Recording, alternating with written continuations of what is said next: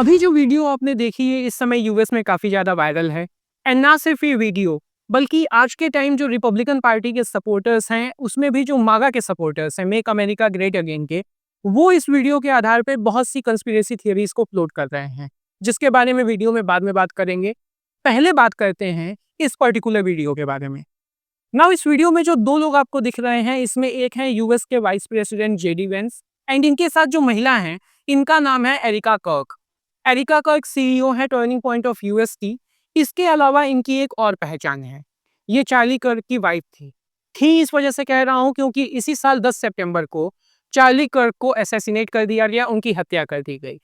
Charlie कर्क Republican party and Donald Trump के hardcore supporter थे, जो राइट विंग आइडियोलॉजी है, पॉलिसीज हैं, उसको लेके काफी ज्यादा आउटस्पोकन थे। एंड ऐसा माना जाता है कि जो इनकी पॉलिटिकल अलाइनमेंट की, जो इनकी आइडियोलॉजी थी, ये एक बड़ा कारण था जिसकी वजह से चार्ली कर्क को असैसिनेट कर दिया गया।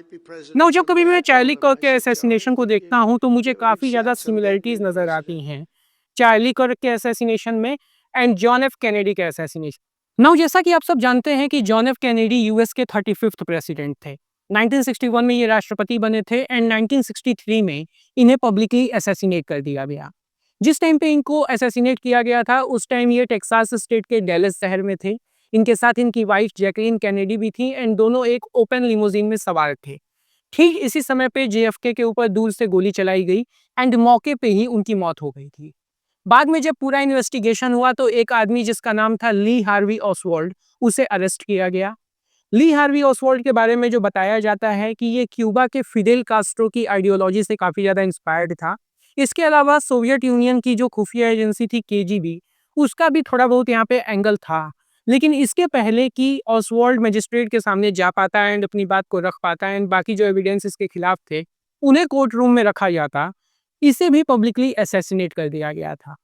इसके बाद जेएफके के असैसिनेशन में ज़्यादा कुछ हुआ नहीं, ज़्यादा कुछ जानकारी मिलती नहीं है। लेकिन आज भी अमेरिका में बहुत सी कंस्पिरेसी थियरीज चलती हैं कि सीआईए का इसमें कुछ रोल था। एक्चुअल में क्या हुआ, किसने मारा, क्या सिर्फ ऑसवाल्ड का रोल था, इसके बारे में आज भी क्लियर कट अमेरिका में कुछ भी नहीं कहा जा सकता। सिमिलर चीज़ें हमें दिखती हैं चार्ली कर्क के असैसिनेशन में भी। जिस टाइम पे चार्ली कर्क को असैसिनेट किया गया, ये भी एक पब्लिक प्लेटफॉर्म पे थे, बहुत से लोगों के बीच में थे, एक यूनिवर्सिटी के अंदर ओपन डिबेट करवा रहे थे। ऑब्वियसली बहुत सारे लोग होंगे जो इनकी आइडियोलॉजी से अलग सोच रखते होंगे एंड ठीक उसी समय पे दूर से इनके ऊपर भी गोली चलाई गई एंड इनकी भी मौके पे मौत हो गई थी। अभी चार्ली कर्क के असैसिनेशन का जो पूरा मामला है, इसमें सिर्फ एक आदमी को अरेस्ट किया गया है, जिसके ऊपर आरोप है कि इसी एक आदमी ने पूरी प्लानिंग की, प्लॉटिंग की एंड चार्ली कर्क की हत्या की है। जबकि सबको पता है कि चार्ली कर्क डोनाल्ड ट्रंप के काफ़ी ज़्यादा करीबी थे एंड ट्रंप ने बाद में जो एक मैसेज भी दिया था अमेरिका के सामने, उससे भी पता चलता है कि चार्ली कर्क का क्या महत्व था डोनाल्ड ट्रंप के लिए।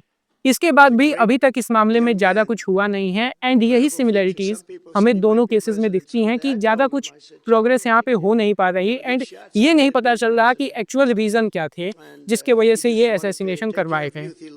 इसी बैकड्रॉप में जब ये वीडियो आई तो चार्ली कर्क के असैसिनेशन को लेके बहुत सी कंस्पिरेसी थियरीज को फ्लोट किया जाने लगा।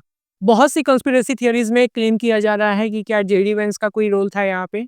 मैं इंडिपेंडेंटली इसको वाउट नहीं कर सकता, मैं इसमें कुछ भी क्लैरिटी के साथ नहीं कह सकता कि क्या जेडी वेंस का कोई रोल था या फिर जेडी वेंस का कोई इससे लेना देना है।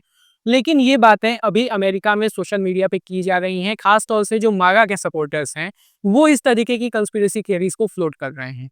लेकिन बात सिर्फ इतनी नहीं है। जेडी वेंस के अगर पुराने स्टेटमेंट्स को आप उठा के देखेंगे तो एक बात साफ पता चलती है कि जेडी वेंस यूएस प्रेसिडेंट बनना चाहते हैं।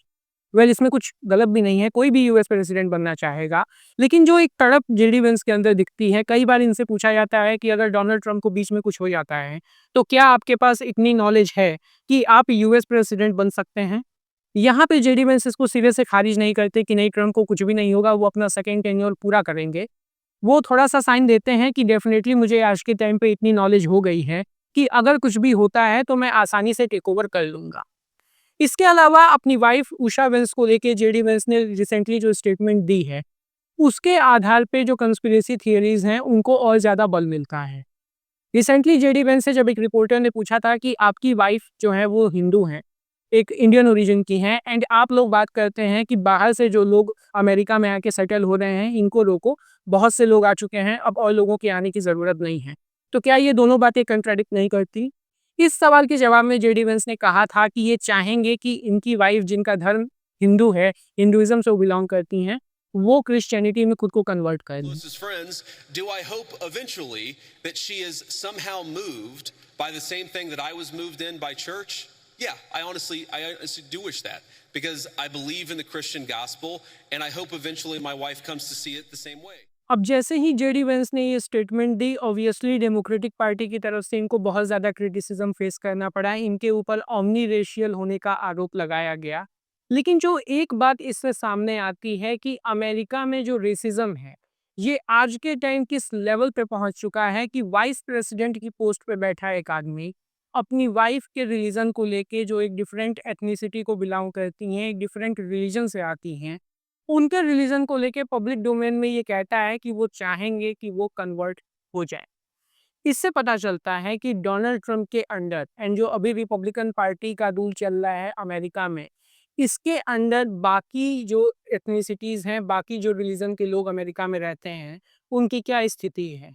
ये वही अमेरिका है जो दुनिया भर को ये ज्ञान देता है कि आपको माइनॉरिटीज़ को सपोर्ट करना चाहिए, उनके अधिकारों की रक्षा करनी चाहिए, जबकि इनके खुद के देश में माइनॉरिटीज़ एंड इवन जो डिफरेंट डिफरेंट एथनिसिटीज़ हैं क्रिश्चियनिटी में भी, उसको लेके किस तरीके का स्टेप मदरली ट्रीटमेंट हो रहा है। Clearly it shows that dirty politics is going on under the presidency of Donald Trump. This is the end of the video. कोई भी फर्दर अपडेट आएगी I make an updated video for you all. तब तक के लिए do like share and subscribe to World watch.